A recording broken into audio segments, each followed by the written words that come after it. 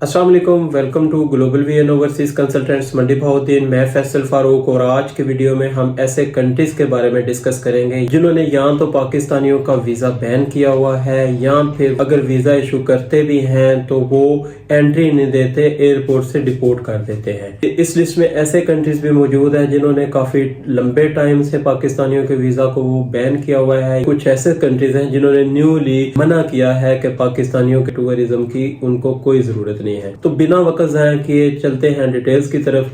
दोस्तों, इन कंट्रीज की लिस्ट में नंबर 1 पे आता है जापान। अक्टूबर 2023 से ऑनवर्ड जापान ने पाकिस्तानियों के टूरिस्ट वीजा को बैन किया हुआ है। टेम्परेरी तौर पे वो टूरिस्ट वीजा इशू नहीं कर रहे।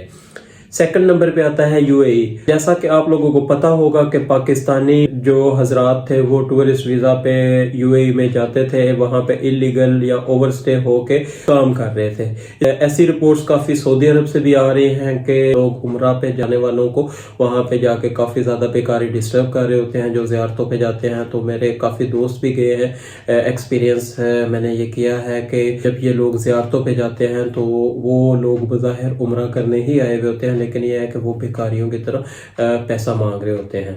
इस लिस्ट में जो तीसरा कंट्री है वो बेलारूस है। बेलारूस ने पिछले दिनों बिलावल भुट्टो जरदारी जब हमारे वजीर खारजा थे तो एक एमओयू साइन किया था जिसमें गवर्नमेंट के एम्प्लॉयज या जिनके पास ऑफिशियल पासपोर्ट होगा उनको वीजा फ्री एंट्री दी जाएगी।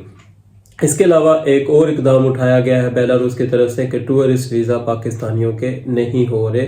सितंबर से ऑनवर्ड बेलारूस पाकिस्तानियों को टूरिस्ट वीजा का इजरा नहीं कर रहा। फोर्थ नंबर पे जो कंट्री है वो मालदोवा है। मालदोवा एक यूरोपियन कंट्री है, रशिया के साथ ही है। उनका इन्विटेशन लेटर रिक्वायर्ड होता है, वो वीजा इशू कर भी देते हैं तो वो पाकिस्तानियों को एंट्री नहीं देते, रिपोर्ट कर दिया जाता है या फिर पाकिस्तानियों को वीजा का इजरा ही नहीं किया जाता। जो इसमें नेक्स्ट नंबर लिस्ट में आता है नंबर 5 पे कुवैत है। कुवैत ने 1997 या 1998 से ऑनवर्ड वीजे बंद किए थे। कुछ टाइम पहले कुवैत ने फैमिली इमिग्रेशन के वीजास ओपन किए थे, लेकिन यह है कि अभी फिर दोबारा से कुवैत ने पाकिस्तानियों के वीजास बैन किए हुए हैं।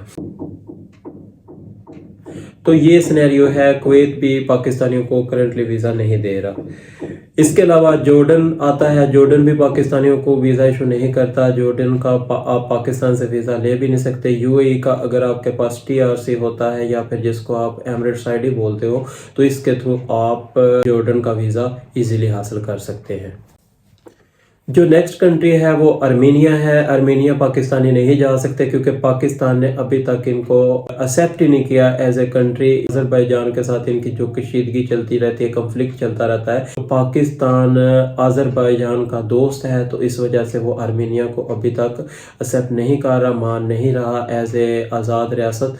तो इस वजह से पाकिस्तानी आर्मेनिया नहीं जा सकते। नेक्स्ट जो कंट्री है वो ब्रुनाई है। ब्रुनाई ने भी लास्ट जो नवंबर से ऑनवर्ड उन्होंने भी मना कर दिया था कि पाकिस्तानियों के टूरिज्म की उनको कोई ज़रूरत नहीं है, टूरिस्ट वीज़ा पे पाकिस्तानी ब्रुनाई ना आए, बड़ी मेहरबानी होगी इनकी। क्योंकि वजह आपको पता ही है, पाकिस्तानी जहाँ पे भी जाते हैं टूरिज्म पर्पस के लिए वहाँ पे जाके ओवरस्टे कर देते हैं और इलीगली वहाँ पे रहना शुरू कर देते हैं, जिसकी वजह से दूसरे कंट्री को काफ़ी बर्डन उठाना पड़ता है और प्रॉब्लम फेस करनी पड़ती हैं। तो जिस वजह से ये कंट्री ऐसे बड़े डिसीजंस लेते हैं कि जो वीज़ा का इजरा है वो ही रोक दिया जाए। उससे ही जब वो मना कर देंगे तो डेफिनेटली कोई ब्रुनाई या किसी दूसरे कंट्री में इलीगली वहाँ पे जाके नहीं रह पाएगा।